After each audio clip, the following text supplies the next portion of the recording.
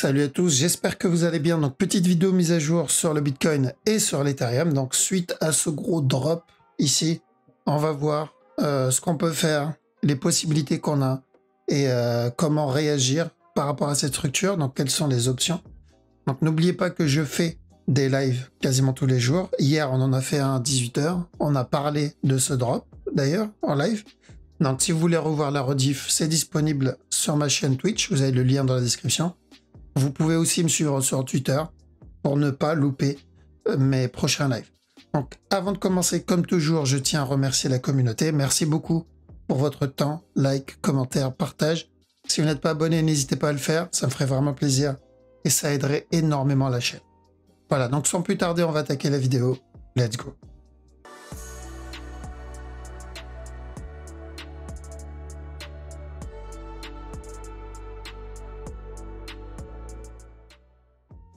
Alors, donc, le Bitcoin. Beaucoup de panique sur le Bitcoin en ce moment. J'ai envie de dire pas grand-chose au final, parce que ça, on l'a annoncé depuis longtemps qu'on devait avoir une grosse structure corrective, que c'était normal, ça fait partie du marché, c'est plus sain pour la structure. Bref, si vous regardez mes vidéos depuis un petit moment, normalement, vous m'avez entendu le dire souvent. Je prépare une vidéo qui explique un peu le concept du wave trading. Donc pourquoi on a des impulsions et pourquoi on a des corrections. C'est quoi le côté psychologique un peu derrière. Donc j'ai essayé de condenser tout ça, bien sûr. Donc elle devrait pas tarder à arriver, j'espère. Alors, faut comprendre une chose, le marché bouge par cycle. Ok, donc je parle principalement à ceux qui découvrent cet univers. Que ça soit en 1 minute, en 1 heure, en daily, en weekly, en monthly, c'est la même chose parce qu'il bouge par cycle et il est fractal. Fractal, c'est-à-dire que vous allez avoir les mêmes structures qui se répètent dans des time frames de plus en plus petites.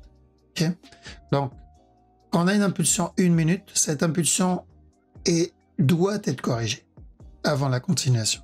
Quand on a une impulsion 1 heure, cette impulsion doit être corrigée avant la continuation. Quand on a une impulsion 4 heures, pareil. Et pourquoi ça serait différent pour le daily ou pour le monthly? Pas de différence. Maintenant, ce que beaucoup appellent le bear market, en général, c'est une correction daily ou monthly ou weekly. C'est tout, mais c'est une correction. C'est juste que c'est une correction d'une structure supérieure, donc elle dure plus longtemps, ce qui est normal. Une correction en 1 minute dure quelques minutes. Une correction en 1 heure dure quelques heures. Une correction, plutôt quelques jours. Une correction 4 heures, ça peut durer quelques semaines. Une correction daily, ça peut durer quelques mois. Weekly et monthly, ça peut durer quelques années. Et du coup, quand on commence à prendre des corrections, à être dans une correction en daily, monthly ou weekly, ben là, on appelle ça le bear market. Mais ce n'est qu'une correction d'une structure supérieure, c'est tout. C'est un cycle correctif et c'est naturel et c'est normal.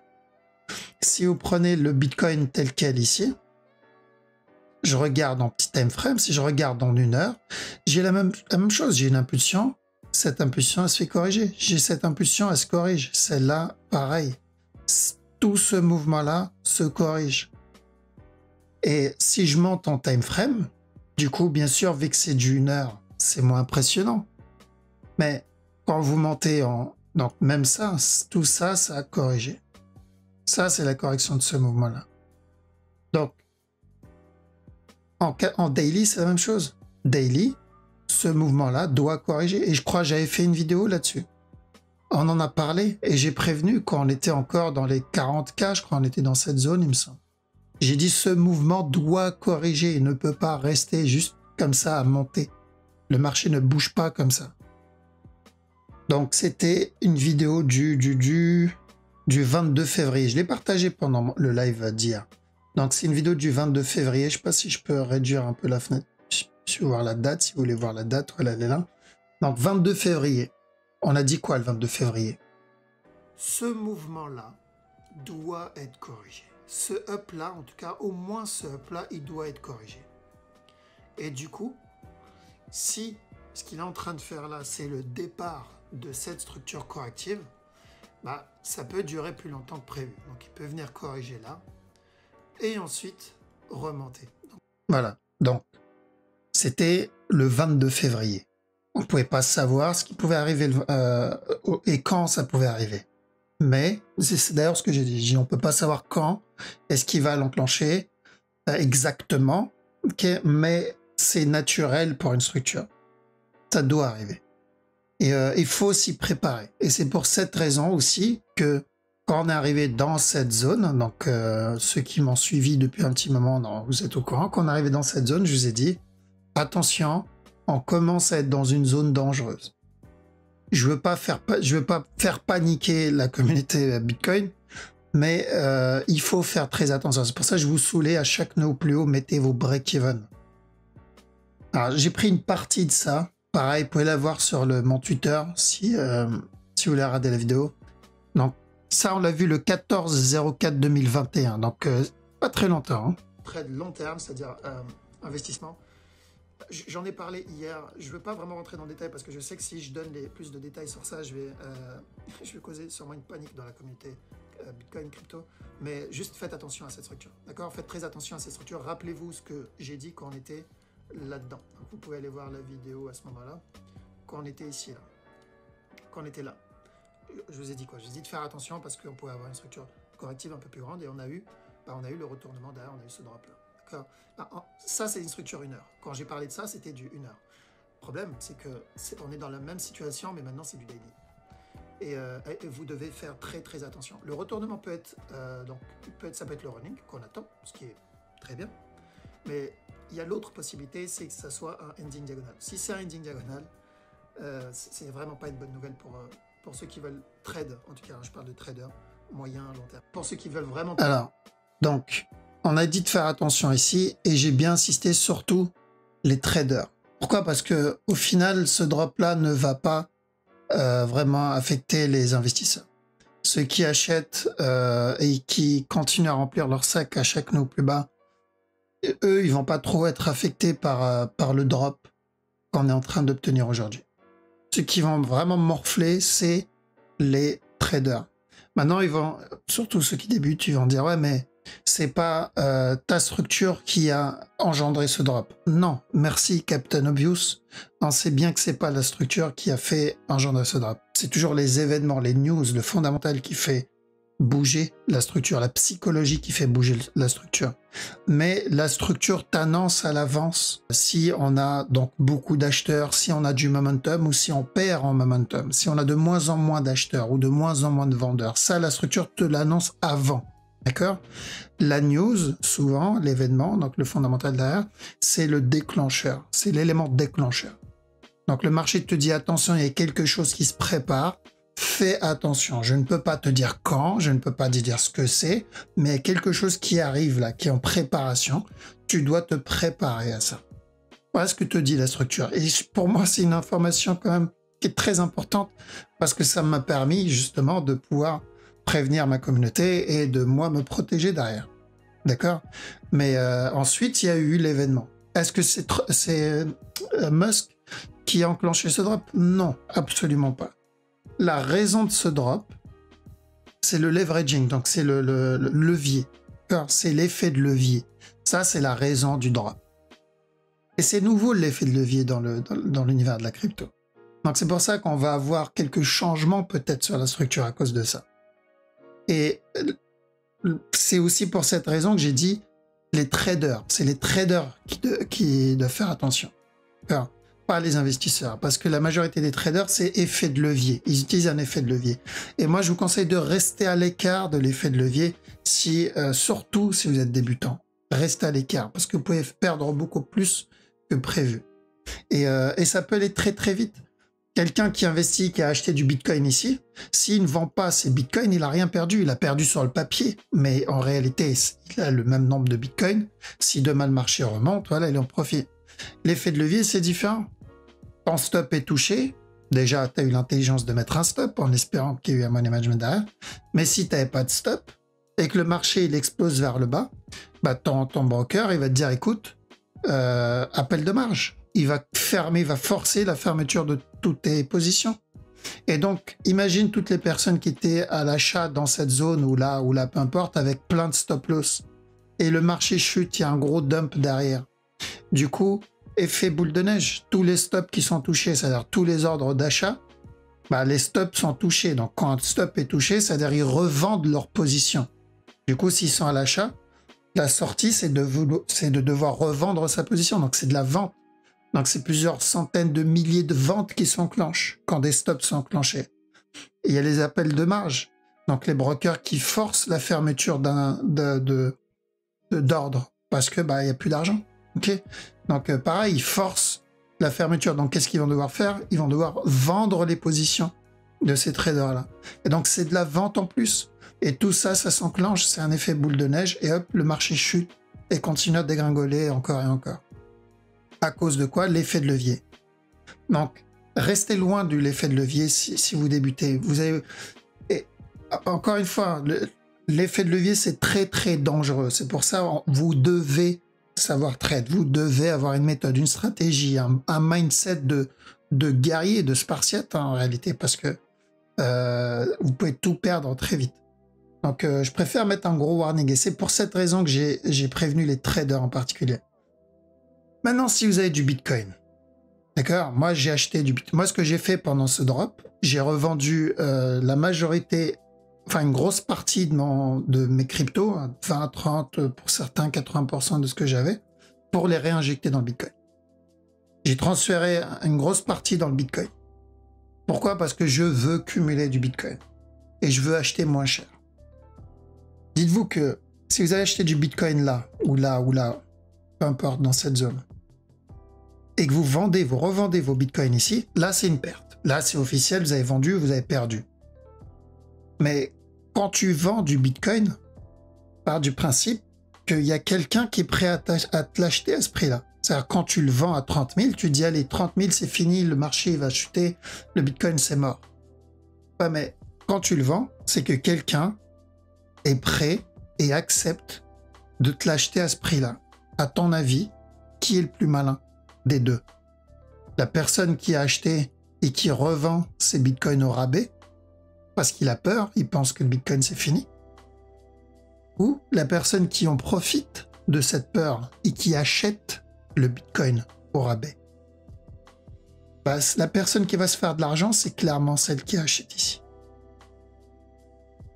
Les personnes qui ont peur et qui revendent au rabais, ils ne peuvent pas être profitables et faire de l'argent sur le long terme. Parce qu'ils ne tiennent pas sur le long terme, en fait. Donc, comment on peut réagir par rapport à ce genre de structure? Très simple. Il y a plusieurs façons. Première façon, c'est la plus basique, qui marche, qui a fait ses preuves depuis des années. Je veux dire, vous allez voir Monsieur Warren Buffett, je pense qu'il en parle aussi. C'est ce qu'il a fait aussi, c'est garder hodl. Okay. Limiter les pertes si vous êtes trader. Si vous êtes investisseur, ben, la patience. Tu gardes et tu patientes. Maintenant, je rentre ici. Alors, prendre le stylo. Je suis rentré ici. Première possibilité pour moi, d'accord, c'est de garder. Le marché chute, il fait sa vie ici. Je garde, je m'en fous. Et je reviens, je coupe tout et je vais prendre des vacances ou je vais faire ma vie et je reviens dans quelques mois ou quelques années. Voilà, ça c'est la première façon de faire. Je ne peux pas gérer psychologiquement et voir la structure chuter comme ça, ben je ne regarde plus la structure. L'autre possibilité, donc là je parle à une personne qui a acheté tout, il est parti all-in ici, il n'a plus de quoi rajouter, ce qui n'est pas une bonne idée en soi. L'autre possibilité, c'est de faire du DCA. D'accord? DCA, c'est du dollar cost averaging. Donc, ça veut dire quoi? Concrètement, DCA, c'est ce que moi je fais sur le Bitcoin actuellement. C'est pour ça que j'ai vendu une bonne partie de mon portefeuille alt pour le mettre dans le Bitcoin. Et quelques autres actifs, non, quelques autres coins. Donc, c'est quoi le DCA? C'est très simple. Imaginons j'ai acheté du Bitcoin là. Et imaginons quelqu'un, il achète un Bitcoin à 60 000 $. Et le marché chute à 30 000. Et il achète un Bitcoin à 30 000 $. Bon, je vais vous donner des chiffres grosso merdo, mais et que le Bitcoin, donc en gros, il a acheté un à 60 et un à 30. Bah, la moyenne, à peu près, c'est la moyenne de 100 Bitcoins, c'est 45 000 à peu près. Donc, il suffit que le Bitcoin remonte à 45 000 et il est en break-even. Si le Bitcoin monte un peu au-dessus de 45 000, il est en positif. D'accord? Parce que c'est une moyenne. Donc, à chaque nouveau plus bas, moi, j'achète. À chaque nouveau plus bas, j'achète. Je continue à faire du DCA, j'ajoute un peu de mon capital, donc un pourcentage, pas tout, faut pas aller all-in, parce que s'il continue à chuter, j'ai envie d'avoir encore pour pouvoir remplir mon sac. Et je continue à faire du dollar cost averaging à chaque nouveau plus bas. Comme ça, quand il monte, je suis en profit très vite, et surtout, pas mal de profit derrière. Et ça, c'est comment je trade et je manage mon Bitcoin, d'accord? C'est ma façon de faire.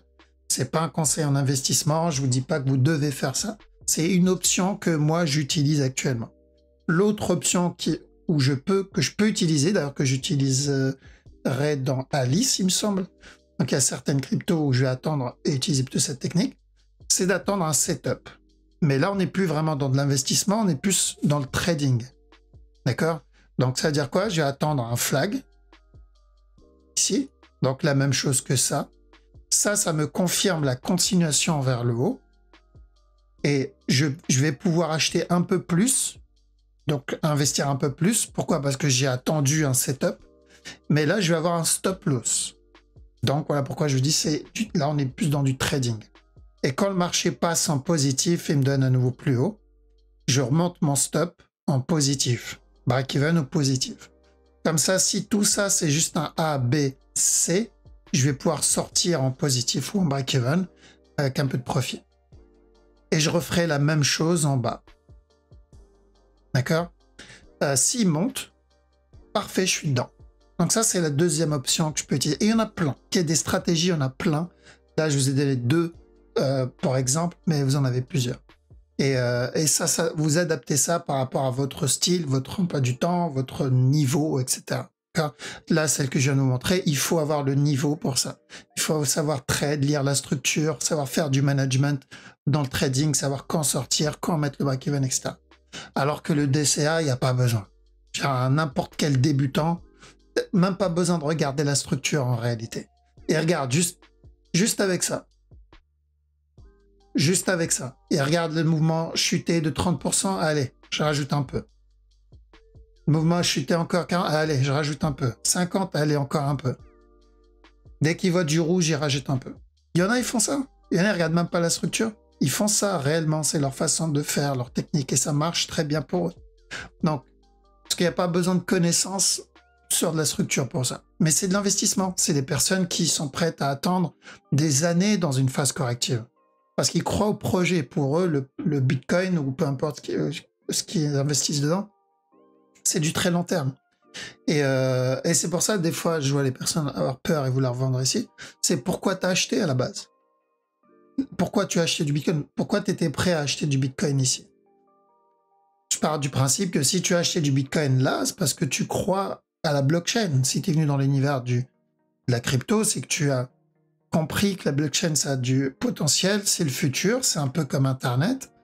Et donc, tu as investi dans ça. Maintenant, si ton objectif, c'était juste suivre la hype, bon, ça, c'est une autre histoire. Là, ok, là, vaut mieux que tu sors, va te former, va te renseigner sur le concept et reviens quand tu veux vraiment investir dans le projet, d'accord, dans la technologie. Si c'est la technologie maintenant qui t'intéresse, peu importe le prix où tu as acheté, si tu passes hodler, donc si tu hold, si tu gardes, et que ton objectif il est vraiment très loin, ça c'est rien, ça c'est naturel, d'accord, ça c'est naturel. Donc il faut pas avoir peur de ce genre de mouvement, il y en aura encore d'autres. Et je vais vous dire un truc, comme ça vous êtes prêts pour plus tard. Il va y avoir une autre correction qui sera beaucoup plus grande que celle-là. Alors, je vous montre un truc. Je sais pas si je peux le montrer. Non, c'est log, je crois. Ouais, c'est log. Donc, je vous ai dit que chaque structure a 90% de chance de corriger. Elle doit corriger. Donc, on a eu ce gros up-là, elle a corrigé. En interne, chaque mouvement a corrigé ici. Si vous regardez en interne, sur du daily ou peut-être du 4 heures. Ensuite, tout ce mouvement-là, il a corrigé. Celui-là, il a corrigé ici. Là, il est en train de corriger ici, ce qui est naturel pour monter. Maintenant, je vais vous dire un truc. À votre avis, est-ce que ce mouvement-là, un jour, va corriger. Ouais. Il y a 90% de chances que ce mouvement corrige un jour. Si il a fallu tout ce temps pour corriger que ce move, s'il a fallu tout ce temps pour corriger que ce move, donc des années, à votre avis, il faudra combien de temps pour corriger tout ça? Il faudra beaucoup de temps. Et c'est normal et c'est naturel et ça fait partie du mouvement. Si vous êtes investisseur, c'est un truc qu'il va falloir se prendre dans les dents. D'accord? Donc un jour ou l'autre, je ne sais pas à quel prix, ça peut être à 100 000, à 200, à 500 000. Comme je l'ai dit ici, je le répète, mais cette fois pour le gros mouvement là. Comme ça, on est prêt psychologiquement dans quelques années. On aura une grosse correction. Une correction qui va durer bien plus longtemps que celle-là ou que celle-là. D'accord? Donc le marché est comme ça. Il faut l'accepter. Il ne faut pas avoir peur de ça. Ça, ce n'est rien. Qu'est-ce que je dois faire ici? Alors, moi personnellement, si donc je devais sortir de ce move, on l'a vu hier pendant le live, j'attendrai le B. Et là, je commencerai à prendre une décision pour le B. Pourquoi? Parce qu'il y a des personnes qui vont profiter de cette zone pour racheter. Donc, tous ceux qui veulent cumuler du Bitcoin, ils vont acheter. Donc, ça va faire monter le prix. Okay? Et arriver à une certaine zone, toutes les personnes qui n'ont pas pu sortir là, qui se sont retrouvées piégées au top, vont se dire « Ouf, ça y est, je suis repassé en profit ou un peu en break-even ou un tout petit peu de perte. Je vais en profiter pour couper mon ordre, pour sortir. Je revends toutes mes positions. » Et du coup, ça peut faire chuter le marché. Ça, c'est normal. On l'a déjà eu et c'est en général comme ça que ça bouge. Donc, ça va dépendre bien sûr de la hype derrière et de l'offre et la demande. Mais quand on a eu ce drop ici, beaucoup étaient en panique là. Le marché, il est monté. Ceux qui n'ont pas pu sortir là, ils ont dit, bon, allez, c'est le moment. Le marché, il a rechuté. Une fois que les acheteurs, les vendeurs ont fini d'avoir peur et de prendre leur profit, sorti du trade, on commence à repartir donc dans une phase où il y a plus d'acheteurs que de vendeurs. Et le cycle reprend son cours tranquillement. Là, ça va être pareil. Donc, si vous voulez profiter du B pour sortir, donc hier, on était dans cette zone, on est déjà à 41 000, profitez de cette zone pour sortir, vous pouvez. Vous risquerez du coup de louper la continuation s'il y a du momentum dans le move. Mais au moins, voilà, vous êtes tranquille. Mais je connais la psychologie. C'est quand on est là, on pleure. Zut, j'aurais dû sortir. Quand le marché va leur donner une deuxième chance de sortir, il va se passer quoi? C'est bon, le Bitcoin va reprendre, allez, go to the moon, ou to the Pluton, ou Jupiter. Et quand le marché va chuter parce que les gens, ils ont revendu leur position, ils en ont profité pour sortir, là, ça rebelote. Ascenseur émotionnel. Il n'y a plus de Jupiter. Là, c'est je creuse. Ok? Donc, prenez une décision ici. Vous pouvez tout vendre, enfin, je peux tout vendre ou je peux juste prendre une partie des profits. Comme ça, s'il continue à monter, je suis dedans.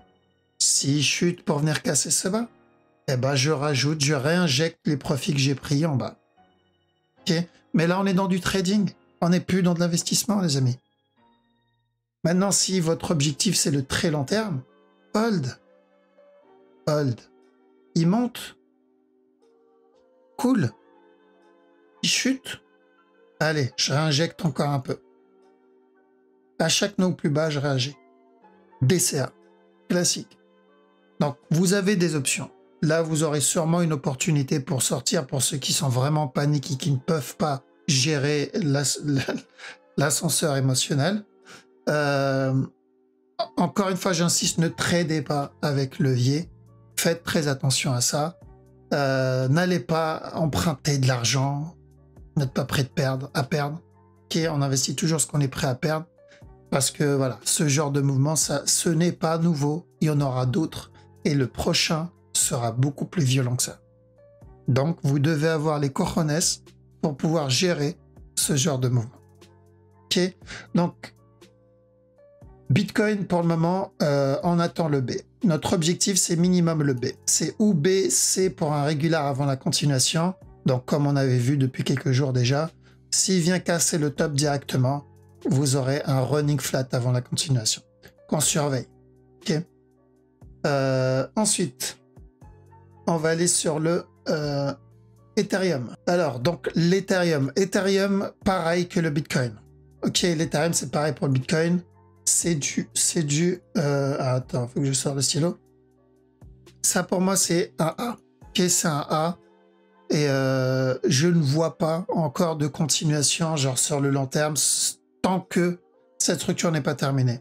Il peut donner un running, n'oubliez pas. C'est l'Ethereum. On a déjà eu des runnings plusieurs fois. Donc, ça peut être un running flat en préparation. Et si c'est un running, il peut grimper doucement, tranquillement, vers le top. Et ensuite, vous aurez un autre spike vers le bas avant la continuation. Ok, là, on se projette vraiment très, très loin. Si vous le voyez donner ça, sans casser le top, exploser vers le bas, on ira pour un régular. Donc, c'est la même analyse et c'est la même structure que le Bitcoin. Donc, on va attendre la même chose en termes de structure que le Bitcoin. Pour le moment, c'est tôt pour les traders. D'ailleurs, attention aux traders parce que vous avez un potentiel regular flat en 1 heure. Attendez bien un flag ici si vous voulez rentrer dedans. Parce qu'il y a ce A ici, ce B là, ça peut être un C pour un drop encore. Donc, vous devez attendre la confirmation. Ça, c'est pour les traders. Pour les investisseurs, voilà, vous vouliez l'Ethereum moins cher, vous cherchez une opportunité pour rentrer. Bah, tada, j'ai envie de dire. Alors, qu'est-ce qu'on a d'autre? ADA. Donc, ADA, même chose que... il n'a pas cassé. Non, il n'a pas cassé. ADA, on est toujours dans un higher high. Donc, il n'a pas cassé ce bas-là. On n'a pas fait de bas plus bas que le précédent, ce qui est une très bonne nouvelle pour la tendance. Et c'est une bonne nouvelle. On est encore dans une tendance haussière. Et du coup, s'il continue à corriger dans cette zone pour un futur running ou un futur régular, c'est une bonne chose. Mais on doit attendre. Ok, moi, ADA, j'avais vendu une bonne partie ici pour racheter du Bitcoin en bas. Mon but, c'est de cumuler vraiment le plus de Bitcoin possible. Après, voilà, ça, c'est personnel. Évidemment, faites attention ici. Pour les traders, vous devez attendre un flag là-dedans. Parce que vous pouvez avoir un potentiel running ou même un régular qui viendra casser ce bas-là. Donc là, les traders, soyez vigilants. Donc j'ai envie de dire, déjà, levier reste à l'écart. Le levier, du levier, encore une fois. Maintenant, si vous utilisez que le spot pour pouvoir sniper votre point d'entrée, comme là, par exemple, ok, c'est un peu mieux. Donc s'il n'y a pas de leverage dessus, attendez juste le flag. Ensuite, qu'est-ce qu'on a? XTZ. Alors, XTZ, il a cassé... Ok. XTZ, il a cassé. Lui, c'est la seule crypto où j'ai tout dump, personnellement. Donc, j'ai pris une partie des profits là, parce que le XTZ, je le trade pas. Je suis pas spécialement grand fan du fonda d'XTZ. Je le tradais plutôt pour la structure, en réalité. Donc, j'ai vendu mes XTZ pour passer sur du Bitcoin. Et au final, j'ai bien fait parce que là, on est dans un lower low, donc un bas plus bas que le précédent. On entame une tendance sûrement baissière pour une plus grosse structure au moins. Ok. Donc faites attention, attendez l'XTZ pour le moment, on reste à l'écart. Faudra que je l'enlève d'ailleurs du coup de l'analyse parce que je suis plus dedans.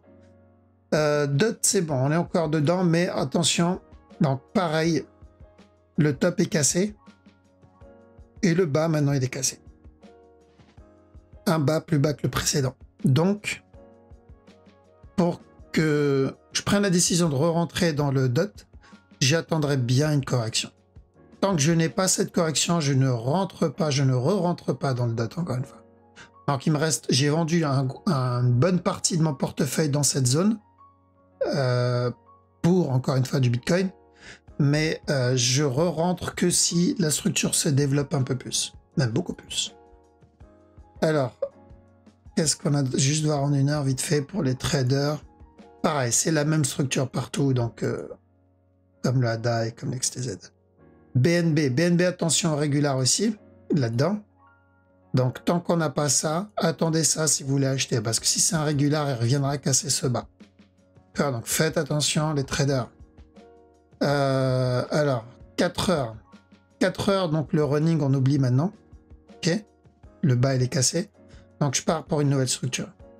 Si je le vois me donner un B, un C, c'est une continuation. Ça sera la structure la plus grande ici, ce qui est très bien. Alors, ce qui est très bien et très sain pour le BNB. SFP, c'est investissement. Car pas de trading pour le SFP. Donc, de toute façon, je l'ai déjà dit, à chaque no plus bas, je rachète un peu de SFP. Je fais du DCA dessus. Mon but, c'est d'avoir le plus de SFP possible, sans y aller all-in non plus. Maintenant, pour les traders, pareil, faites attention au régular. Potentiellement régular. On peut avoir ça et ça, encore une fois. Ok. Donc, je ne traite pas le SFP personnellement, c'est plus de l'investissement. Lui, j'utilise du DCA dessus. Donc là où j'utilise DCA, c'est plutôt le BTC, le SFP et le LIT qu'on va voir ici. Ok. Donc, ça. Mon objectif, le top. Le SFP, pardon, c'est... Hop, je vous montre la structure qu'on veut, c'est toujours la même. Donc, déjà, on va chercher le running. Si j'ai un nouveau plus bas, on ira chercher la cassure du top. Comme ça. On va d'abord viser le running. Maintenant, si je le vois faire ça, bon, je ne vais pas non plus me taper de film, c'est qu'il veut continuer à chuter et je rajouterai encore dans mon portefeuille.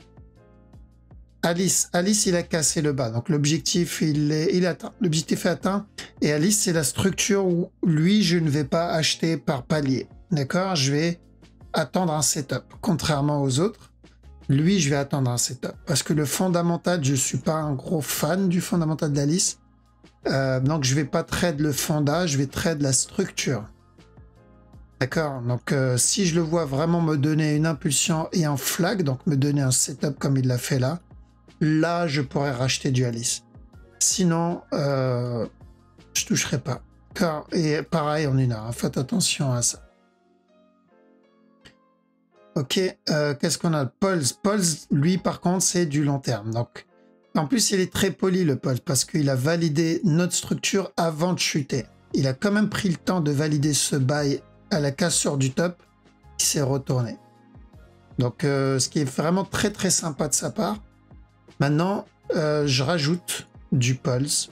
Personnellement, j'ai racheté un peu de Pulse en bas. En plus, là, il est disponible sur Binance maintenant. Et pourquoi je m'en fous qu'ils reviennent toucher ce bas, même s'il le refait une deuxième fois, ça ne me dérange pas. Parce que mon objectif, il est là. L'objectif, il est vraiment long terme. Et j'ai besoin des Pulse, de toute façon, pour les ICO et les IDO. Ok, et le dernier que j'ai rajouté parce que la structure, pour moi, elle est très très belle. C'est le Ray. Ok, donc tant que ce bas n'est pas cassé, sur le Ray, on cherche de l'achat. Ceux qui suivent mes lives, normalement, vous avez vu qu'on avait annoncé un buy qu'on a eu. Ensuite, on a dit à la cassure de stop, on cherche de la vente qu'on a eu. Donc, pour le moment, 2 sur 2. Donc, prochaine étape, maintenant, c'est ce buy-là. Espérant qu'on va avoir un 3 sur 3. Okay, donc, on va dire 2 sur 3. Okay. Donc, le point clé où il va falloir faire attention, c'est ce bas-là. Ok, donc je surveille le Ray que je vais acheter et que j'ai déjà acheté en réalité. Et mon objectif, c'est le dernier plus haut. Ok, voilà, donc je pense qu'on a fait le tour. Désolé si la vidéo elle est un peu plus longue que d'habitude, mais voilà, c'est un cas, j'ai envie de dire spécial, pas vraiment, parce que c'est pas le premier, ça sera pas le dernier, mais je sais que vu qu'il y a des débutants, c'est peut-être un cas spécial pour eux. C'est la première fois qu'ils tombent dans une structure comme ça, un moment agressif vers le bas. Donc, je voulais appuyer là-dessus un peu plus, le pourquoi on a eu ce drop, le comment on peut sortir en positif ou en break-even, comment limiter la casse. Voilà, j'espère avoir couvert un peu tout. Donc, ce qu'on peut faire, ce qu'il faut éviter de faire et pourquoi on est dans cette situation-là. Si j'oublie des trucs, on en parlera sûrement pendant mes live Twitch, parce que il n'y a pas de limite de temps sur live Twitch, ça peut durer 2 heures, 3 heures. Donc je vous laisse ici, merci tout le monde pour votre soutien, comme toujours, merci d'avoir regardé la vidéo jusqu'au bout, si vous avez réussi à tenir jusqu'au bout. Si vous faites partie de ceux qui ont tenu du début jusqu'à la fin, dites-le moi dans les commentaires, comme ça je vois c'est qui les guerriers. Mais j'ai une petite idée déjà de qui c'est, sûrement ceux qui me suivent souvent sur Twitch. Mais lâchez un petit commentaire, comme ça je vois qui est le guerrier, le warrior qui a regardé ça jusqu'au bout. Et donc, je vous souhaite une très bonne soirée. Je vous dis à la prochaine. Ciao.